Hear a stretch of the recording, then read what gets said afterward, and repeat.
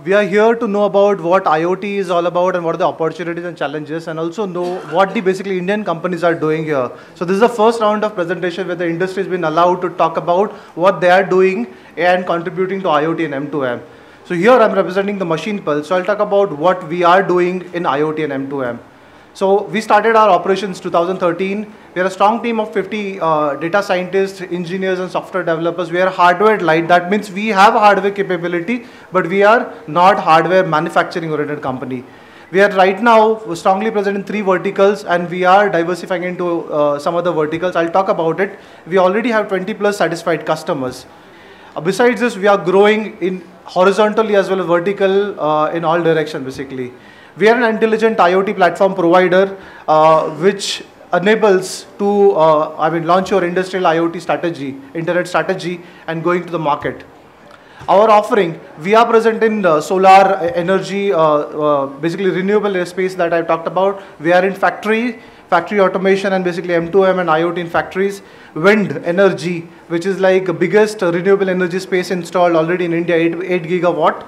The telecom towers, which is like the energy guzzler, diesel, they have a lot of problems. So we are trying to address some of their requirements. And the energy monitoring. We are talking about smart grids where the 600 millions, I think some gentleman talked about the number. So we are also in that space.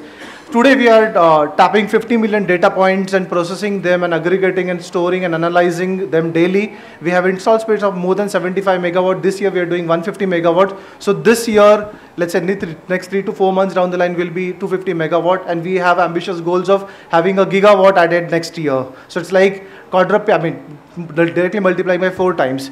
These are our satisfied customers spread all over across verticals. When we talk about IoT components, like any company who is into IoT, basically you need these 3 top layers. Like the lowermost layer which is talked about is the devices which is already available. But what you need, the edge devices or the gateways which will collect the data from these physical devices in the industrial sectors.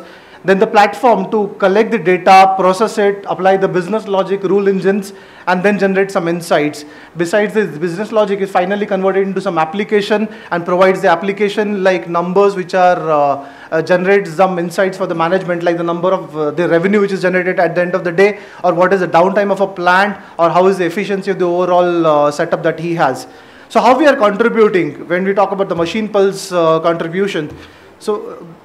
So like there are things already in place talked about. We have developed our own hardware, like data collection hardware, gateways called NodeX1, which are normally like the data collection tools or devices enables to collect the data and put it into the cloud. But as people are already talking, there's a lot of challenges because when you have one machine, it is simple to take data and push it into the cloud. But as the number of machines increases on the shop floor, how you're going to send the data, which is coming in a real time per second in millions of data points, how you're going to send it to the cloud, and neither the infrastructure available in India is so robust that it will support your requirement. So we have developed the Edgeware, which is the Cortex region. Basically, it is aggregation tool where you can also put your business logics. So you do not need to send all your data directly to the cloud. You do the processing where your machines are and only send the required details or basically the insights that you draw from the Cortex agents to the next level.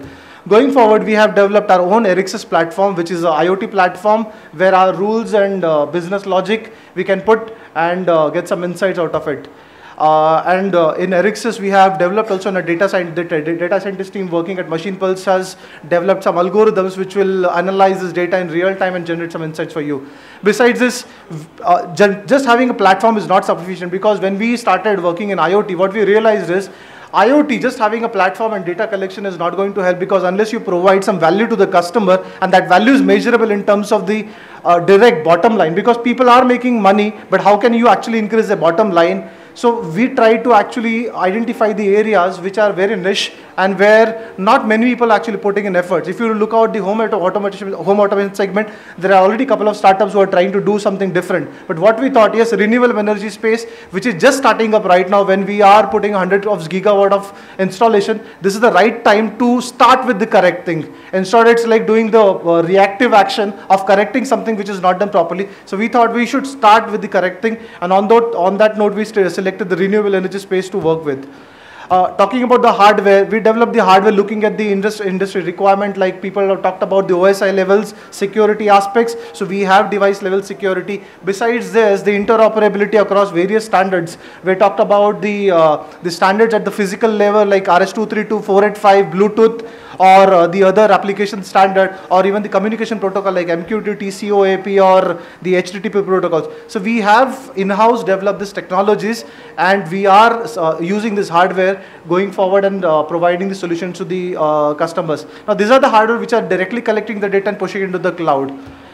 Talking about our cloud platform, which is Erixis, here at the bottom line we have sensors and the mesh networks and the physical devices present where we are collecting the data through NodeXFN and the Cortex regions, where we have the rules and the data aggregation is done at the lowest level layers here. I'm sorry, I think this is not readable here.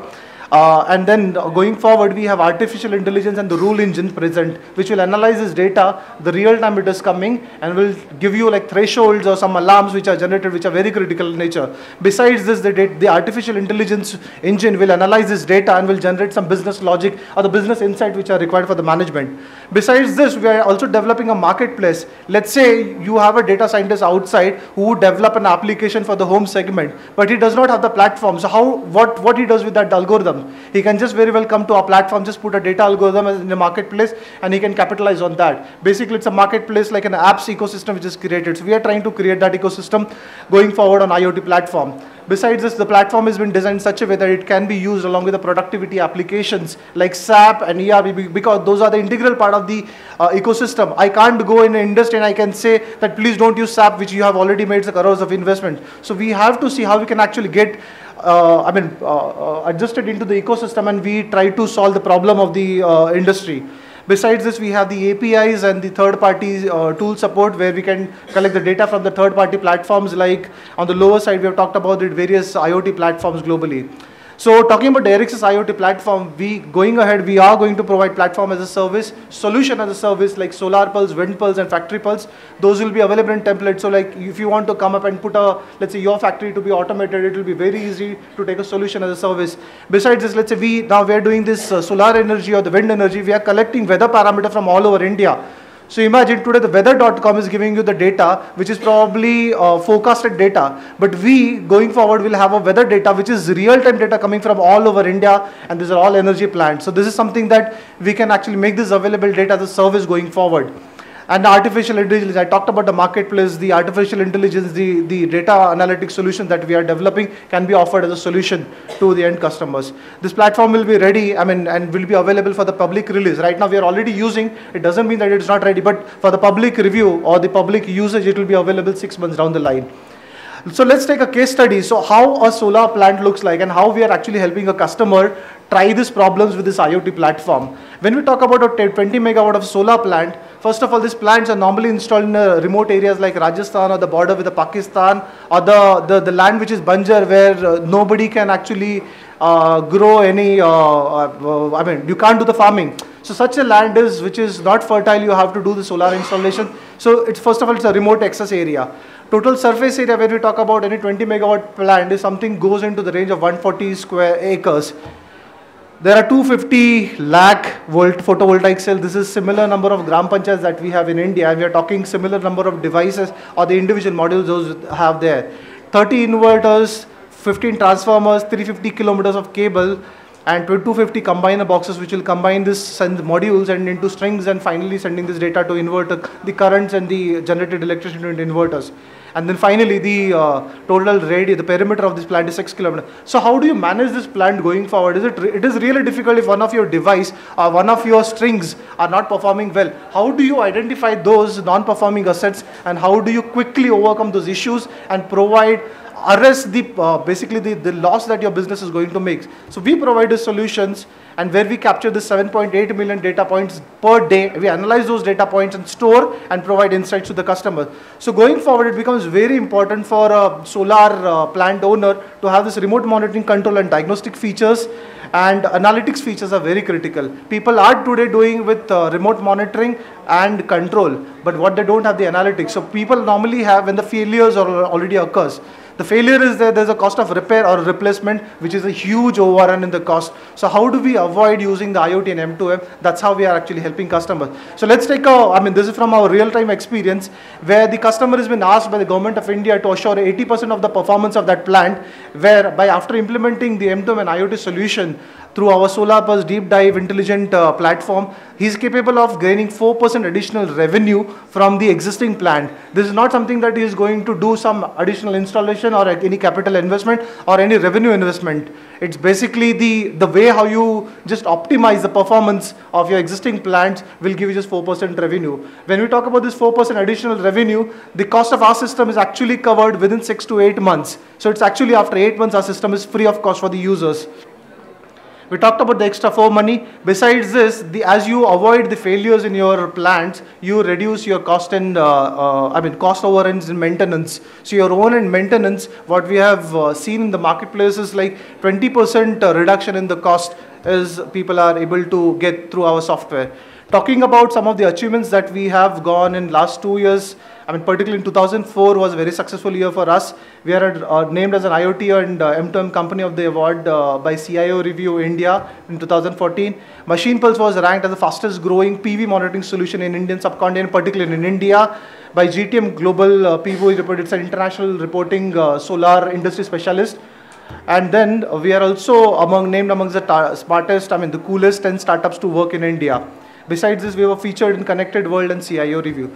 So where do we go from here onwards? Yes, we have the platform. How do we scale it up? Like 50 engineers cannot go to every part of the India and do so we are looking at the system integrators going forward and the partners in the ecosystems. The partners mean the platform providers. It doesn't mean that we have a platform, we cannot work with any other platform. We look for the synergies to work together, and we are open to for any kind of an association with we also look forward to contributing in the IoT and the M2M standards, particularly in the renewable energy space going forward. Thank you very much for your attention. And I hope you'll have a good lunch going forward. Thank you. Any questions, if I'm allowed to take now? My contact details are on the presentation, so you can always get in touch. Yeah, please. It's really good that you have developed the IoT platform and you are manufacturing the gateways also. My one question is that whether you are incorporating the 1M2M standards in your gateways and the service layer capabilities are also being implemented by you or not? Okay, so it's like 1M2M standard. First of all, in India, the awareness about the standardization is very minimal because there was no standard forums. No. No, I agree. 1M2M has already released the standards. Okay. Are you having, I am not saying that you have implemented. I am asking you whether you are having any plan to implement the 1M2M standards and the service capability layers in your gateways and in your network. We have plans to make our hardware and basically the software platform with the standards, going forward. But like when you're operating in a particular industry, you have to look at the aspect, what that industry needs going forward. And there's a cost pressures and there are other pressures. But yes, when we're talking about IoT as a platform, we are looking at the standardizations and particularly the global committees that they're forming. Like we are also looking at the 1M2M standards going forward. So we'll have those implementations. It will be better. It will be better if you follow the global standards, and ultimately they will be adopted everywhere in the world. Yeah. Actually, it's quite likely 1M2M won't get widely adopted at all. Yeah. Sorry, what you said? It's quite likely 1M2M won't get widely adopted at all.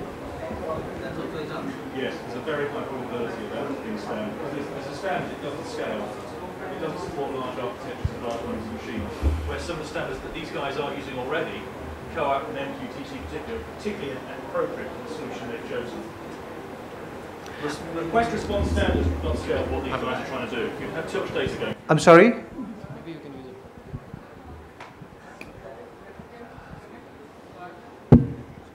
Thank you.